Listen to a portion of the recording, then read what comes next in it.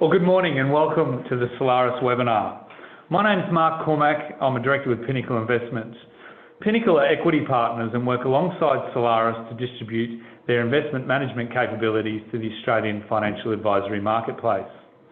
And for today, we're going to be joined by the Solaris long-short team of Damien Coyne and Gus Roberts to take you through how they saw reporting season. But as markets have changed dramatically since then, we're also going to cover off the current state of play and volatility with regards to the coronavirus and its impact for Australian equities and portfolios. Just in terms of background, Solaris are an Australian equity fund management boutique who've delivered outperformance over the ASX 200 in 16 out of 19 years. It's important that the core of the investment team here at Solaris have been together since the early 2000s. So they're experienced hands in managing portfolios in both up and down markets. The Solaris team do adopt a style-neutral approach to investing in Australian equities, meaning they're not going to be held hostage to a growth or value style. And like all the boutiques within the Pinnacle suite, the Solaris team own the majority of equity within their fund management business. And just finally, Solaris are one of the only fund managers really here in Australia who truly back their investment capabilities with their core performance alignment investment fund that has a zero MER, and it only charges a performance fee when they outperform the index. And in addition, Solaris also run the highly successful Australian Equity Long Short Fund, which has been crowned Fund Manager of the Year with both Lonsec and Zenith in the past 12 months. And just a reminder, before we start today's presentation, all attendees do have the opportunity to ask questions via the internet. This can be done by clicking the Questions tab on your screen. So without further ado, we'll turn to the next slide and I'll introduce Damien Coyne and Gus Roberts for today's presentation. Great, thank you, Mark. Just before we get into the presentation, I just want to emphasise that point that we are an experienced team with some of us investing now for almost 2 decades together. So this is not the first time we've had to navigate volatility of this scale, nor do we think it's likely to be the last. We are a team of 10 with 8 empowered analysts who are the experts for the stocks within their allocated sectors.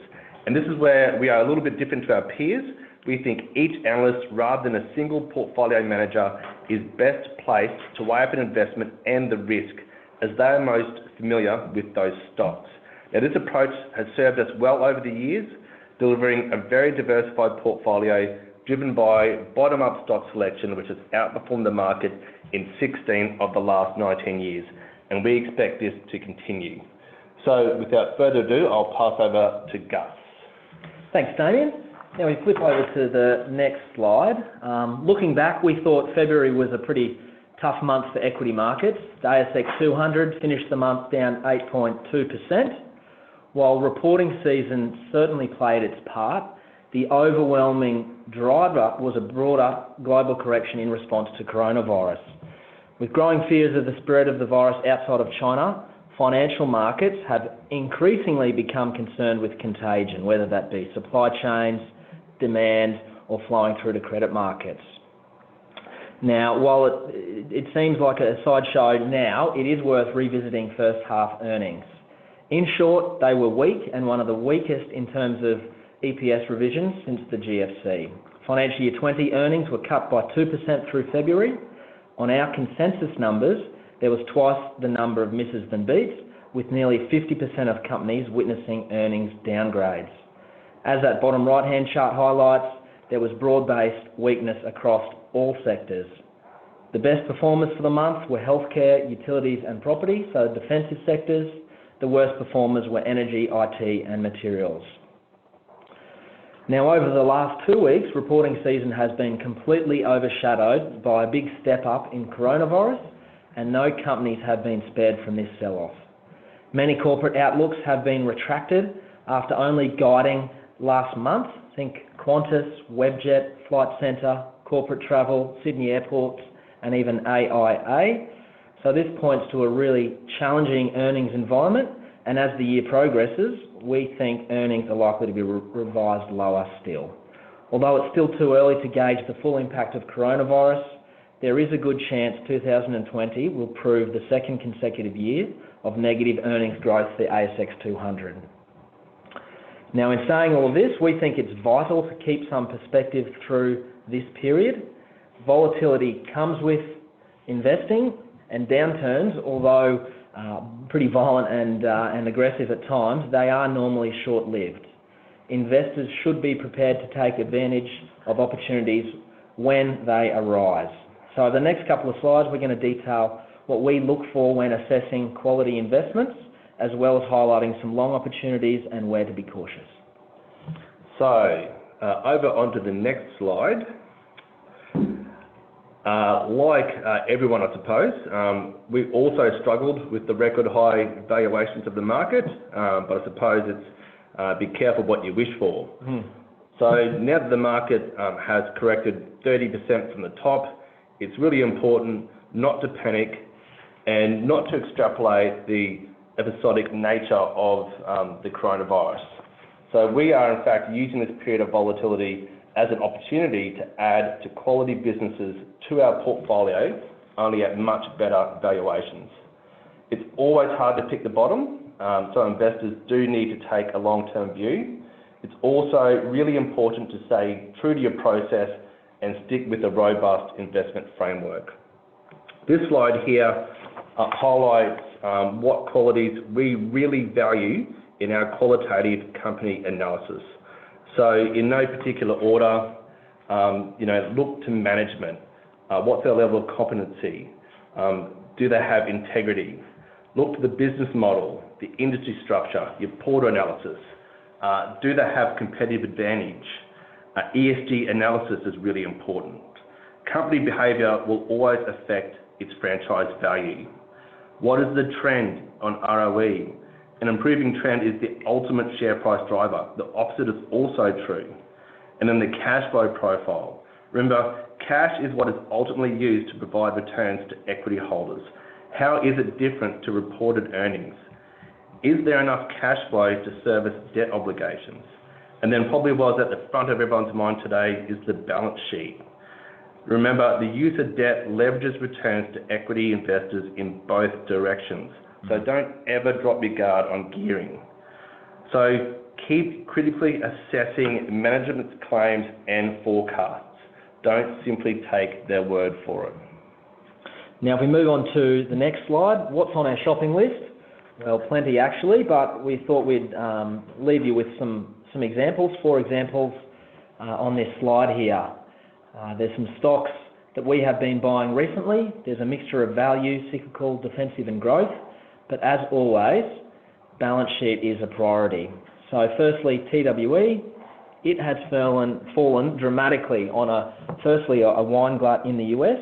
The outlook is going to be further impacted by coronavirus and China sales. But now it has literally halved in value and trades on a record low PE of 14 times. The Penfolds brand, it is one of the best luxury brands in the world, and most importantly, the balance sheet is strong and is able to ride out any short-term earnings volatility. Ramsay Healthcare, the market seems overly concerned that patients will avoid hospitals indefinitely. But you can quite as easily paint a bull thesis where they may actually start to benefit from any spillover from public hospitals. We think the stock has been way oversold on this, and it now trades sub 22 times, which is the cheapest rel it's traded in over a decade. So remember, this is a portfolio of defensive long-term assets. And again, most importantly, they have a solid balance sheet. APX, it was one of the best results through reporting season, we thought. It has a long history of revenue and earnings growth. It has a quality management team. It's just been simply caught up in discriminate market selling. It trades on less than 24 times forward PE. It's got 25% earnings growth over the next 3 years. It's one of the best pure play exposures to artificial intelligence and machine learning. And most importantly, they are net cash. And then the final example we have there is Atlas Arteria. So why has that been sold off? Well, the market's fearful that with Italy and Europe closing some borders, it will impact their traffic on their toll roads. We have modelled a really bear case scenario, and the valuation impact is quite insignificant. This is a cheap multiple for an infrastructure asset at 9 times EV to EBITDA, so it trades on half the multiple of Transurban or Sydney airports. They have an under-geared balance sheet, and quite incredibly, they are currently getting paid to issue debt. They have about $1 billion of cash on the balance sheet and a further $2 billion in liquidity. So, where do we need to be cautious? Over to the next slide. We all know bear markets show no mercy, but some companies are more exposed than others. So investors should absolutely avoid companies with poor balance sheets. We cannot stress this enough. No one really knows the full impact of this virus, and as the virus spreads, balance sheets will start to matter more and more. Cyclical companies, which are more leveraged to economic growth, will be more exposed. And if there is a cash and credit crunch, companies with poor cash flow will need to tap equity markets to stay in business. Any company that fails our initial quality screens are treated with absolute caution. For example, Whitehaven Coal, it fails our ESG screen. It is not surprising to see it underperform recently. They are the most levered resource company in our universe. Stocks that fail our financial screens. So some names in the consumer services sector are especially at risk. So they quite simply have too much leverage to ride out the impact of coronavirus. Also be mindful of AASB 16 changes. So a lot of lease obligations are now back on balance sheets, but the associated interest costs are now not included in the EBIT line. Also companies that have earnings risk. Surprisingly, some companies retained full-year guidance despite requiring a larger second half skew than usual. We think that's even more attainable now. So, what is the risk to supply chains, demand? What is the impact of lower rates for even longer? Computershare downgrading guidance is less than a month after giving guidance is case in point to this. So who is next? And then finally, avoid those overvalued companies. So remember that I was saying price is what you pay, value is what you get. Well, what is your safety net if you're buying stocks on ridiculous multiples? So some examples are like NextDC that trades on about 100 times 4 years out. They've got forecast negative free cash flow for the next 4 years and over 100% net debt, and only half times interest cover. So even if you want to call that an infrastructure stock, it still doesn't come close to passing our financial screen. So we've found through the GFC, defensive assets, regardless of gearing, still require north of 3 times interest cover to survive. So who can remember Babcock and Brown infrastructure, for example? And if we move on to the next slide, what is the outlook for long-short investing? Well, look, subsequent developments post-February have ensured that reporting season is firmly in the rear mirror, and this macro environment has well and truly taken centre stage. As such, equity markets are expected to remain volatile for the foreseeable future, and where things go from here, to some extent, is in the hands of Mother Nature, and we just don't know how long this will last. What we do know is that central banks have started to respond and appear committed to restoring both confidence and growth, and whether such interventions will assist, this remains to be seen. But on the positive, over the last few weeks, equity markets have retraced to much more healthy levels, and we believe there is a unique opportunity to buy some quality companies that have been sold off regardless of underlying fundamentals. We know that in times of crisis, the market doesn't distinguish between quality and poor. As a result, corrections can be vicious and non-discriminative. But for disciplined investors, this volatility can create opportunities, but it is important to stay true to your process. We often say that we're better at picking stocks than stock markets, so despite the risk, we remain fully invested. We continue to believe good companies with good growth prospects and solid balance sheets will still exist and will always endure regardless of market conditions. Only now they're much better value. Now we move on to the final slide, performance. Thank you for your time. We're going to leave you with this performance slide, which includes the breakdown of our performance between our underlying core fund and the 3 shorting buckets. I'm now going to pass you back to Mark and happy to take any questions. Well, thanks, gentlemen, and it's always great to hear your views on the current state of play, especially in a very volatile market, and how you're thinking and positioning portfolios going forward. And certainly appreciate that it's a very fluid situation at the moment. Okay, just a reminder that all attendees have the opportunity to ask questions via the internet, and this can be done by clicking that questions tab you see on your screen. Before we go to questions, just a reminder that Solaris funds are currently available for direct investment, and they're available across all the major wrap platforms, and we have positive ratings across all the major research houses with respect to Lonsec, Zenith and Morningstar. We have had a number of questions come in, so we will start with those, and we're lucky enough to be joined by Charles Story, who's one of the analysts here at Solaris who covers banks and resources, so please feel free to swing any questions in. The first question that's come in is how is pairs trading going, especially in the current environment? Yeah, so it's a great environment for pairs trading. So it's a great way of removing a lot of the beta risk.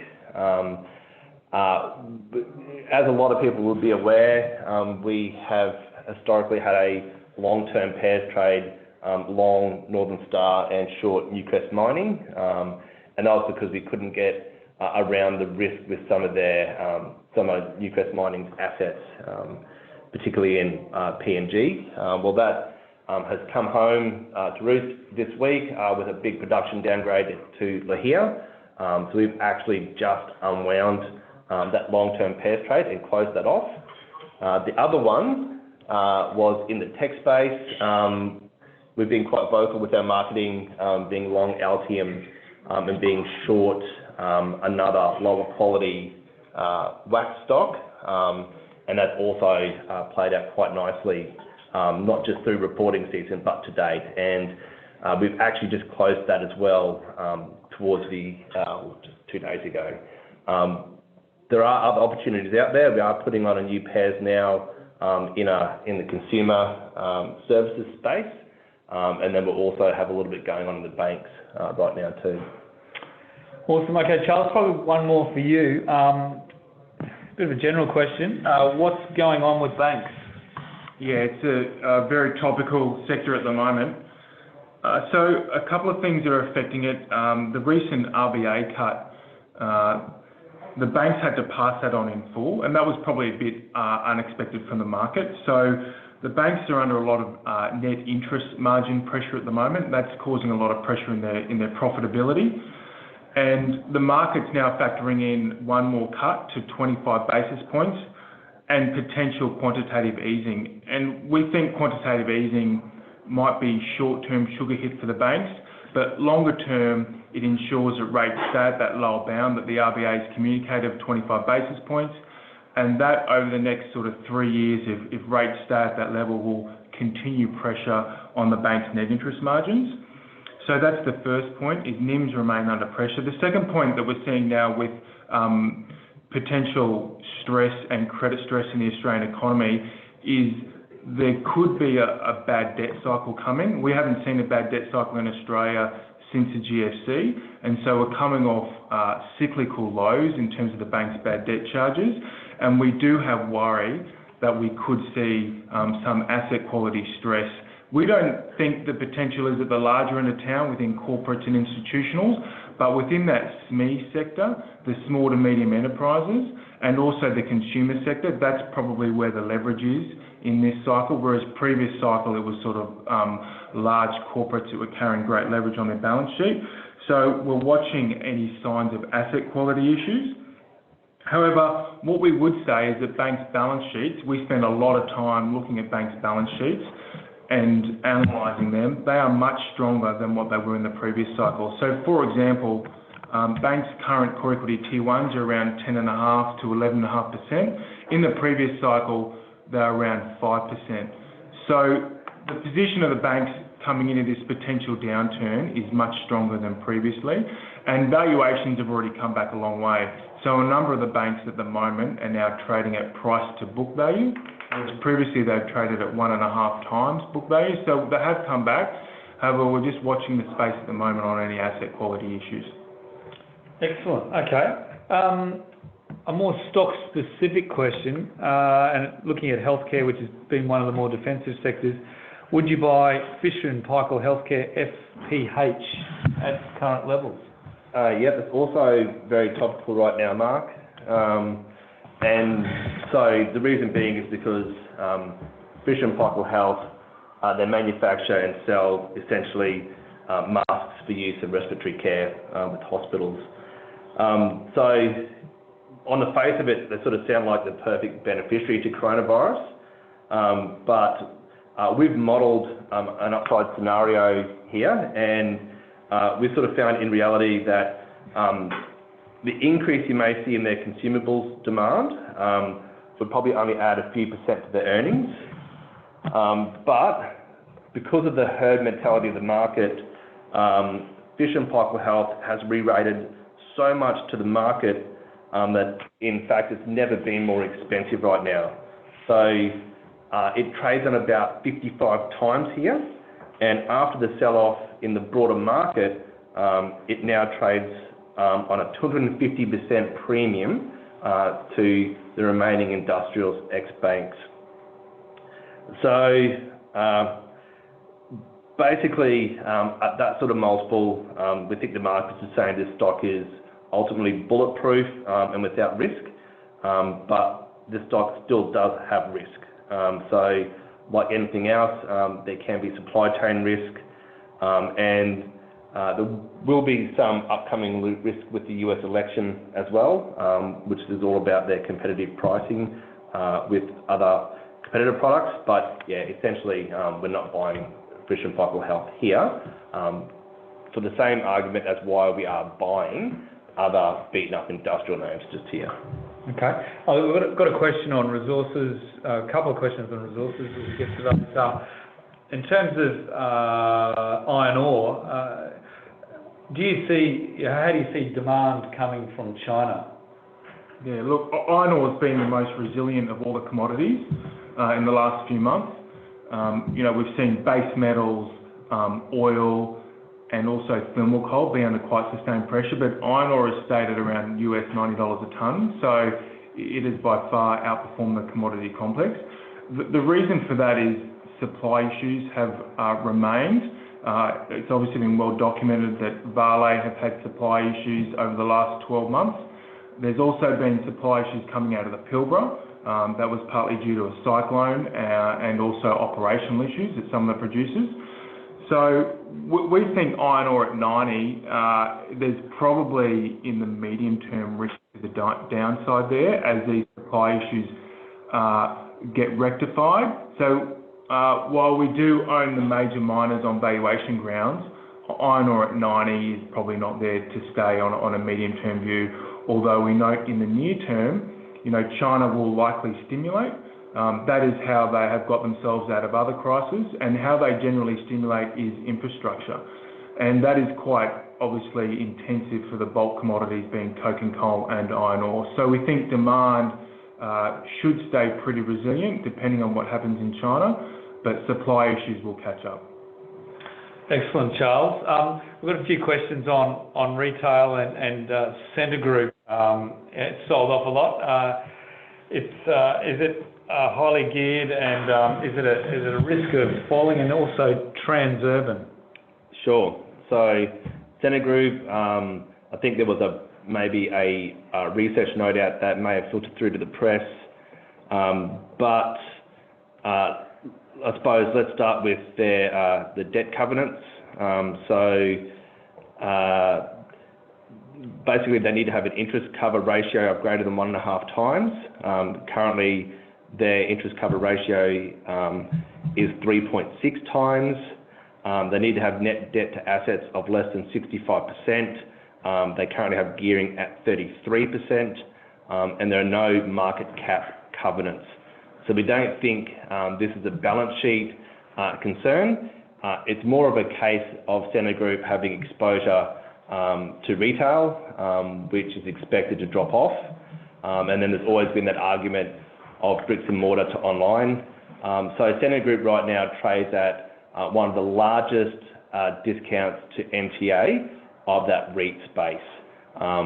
They have a sustainable dividend yield, and we think they have a balance sheet. And Transurban, it is quite heavily indebted and is expensive. Our preference, as you know, is ALX. So ALX trades on about 9 times EV to EBITDA. In stark comparison, Transurban trades on nearly 30 times EV to EBITDA. They are also going to be impacted by slowing traffic. They've got some debt maturities due this year, I believe. They've got about, I think, $20 billion in debt. And free cash flow doesn't cover the dividend. So, you know, comparing the two, our preference is well and truly ALX, and Transurban is an underweight for us. Okay, look, thanks guys. We have been overwhelmed with questions here. We've tried to cover